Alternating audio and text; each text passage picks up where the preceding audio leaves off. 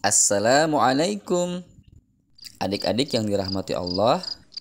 Kali ini Paman akan membacakan kelanjutan cerita serial Menanti Masa Balik bagian ke-8 yang berjudul Tidak Berpergian pada Malam Hari.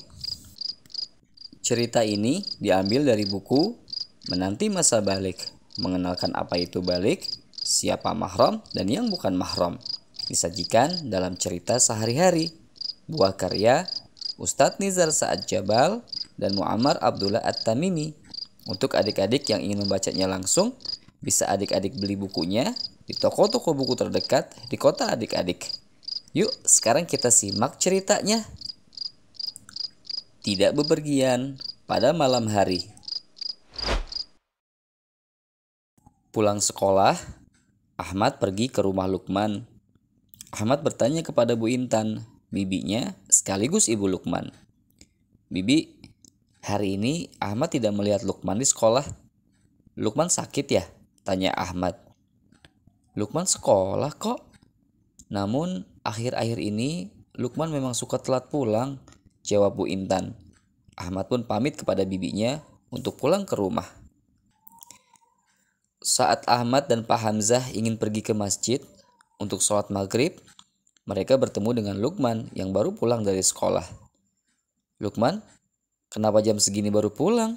tanya Pak Hamzah. "Iya Paman, soalnya tadi ada tugas kelompok dari sekolah. Jadi Lukman mengerjakan tugas dulu bersama teman-teman," jawab Lukman. "Ya sudah, cepat ganti pakaian.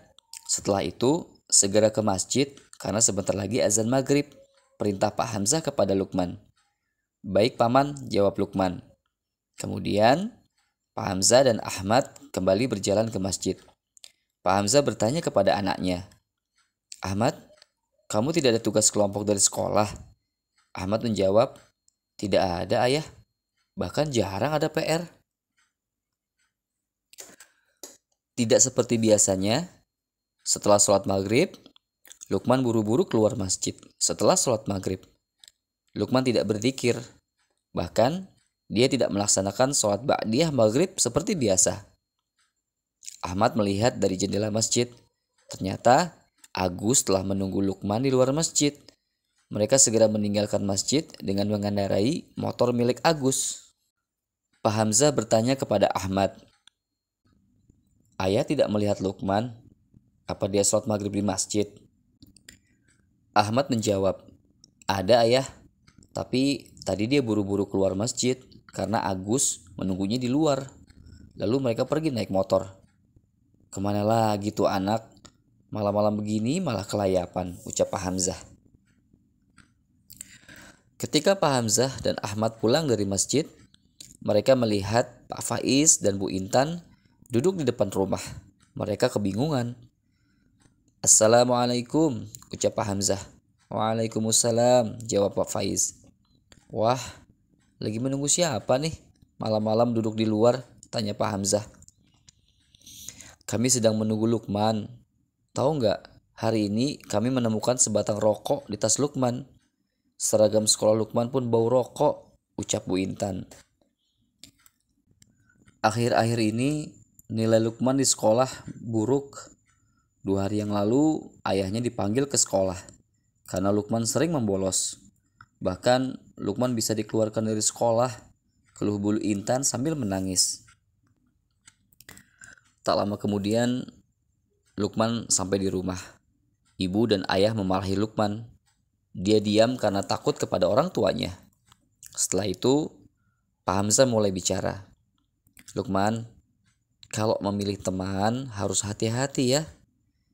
Teman yang buruk itu dapat menjerumuskan kita kepada perbuatan tidak baik, seperti bolos sekolah, merokok, dan hal-hal lainnya. Rasulullah Shallallahu Alaihi Wasallam bersabda, seseorang itu menurut agama temannya, maka hendaklah setiap orang memperhatikan dengan siapa dia berteman." Hadis riwayat Abu Dawud, Tirmidzi, dan Ahmad. Mulai sekarang, Lukman tidak boleh berteman dengan Agus. Lukman harus mencari teman yang baik, teman yang selalu mengingatkan dan mengajak berbuat baik. kata ayah Luqman, Pak Faiz. Iya ayah, Luqman minta maaf karena membuat ayah dan ibu kecewa. Luqman akan selalu mendengar nasihat ayah dan ibu, kata Luqman sambil memeluk ayah dan ibunya. Setiap anak diberi naluri untuk saling meniru temannya. Jadi, kalian harus berhati-hati jika bergaul dengan teman yang buruk akhlaknya.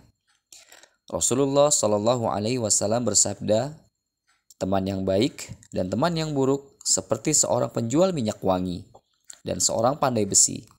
Penjual minyak wangi mungkin akan memberimu minyak wangi, atau kamu bisa membeli minyak wangi darinya. Kalaupun tidak dua-duanya, kamu tetap mendapatkan bau harum darinya. Sementara itu, pandai besi bisa jadi percikan apinya mengenai pakaianmu. Dan kalaupun tidak, engkau tetap mendapatkan bau asapnya yang tidak sedap. Hadis riwayat Bukhari dan Muslim.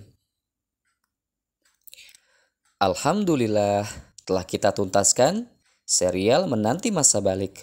Mudah-mudahan cerita-cerita dari serial Menanti Masa Balik ini bermanfaat buat adik-adik ya. Insya Allah, Paman akan tetap terus membacakan cerita-cerita seru yang lain dan tentunya insya Allah bermanfaat buat adik-adik sekalian. Jadi, tetap di channel Lewat Cerita. Dan jangan lupa subscribe agar tidak ketinggalan cerita-cerita seru selanjutnya. Sampai jumpa. Assalamualaikum.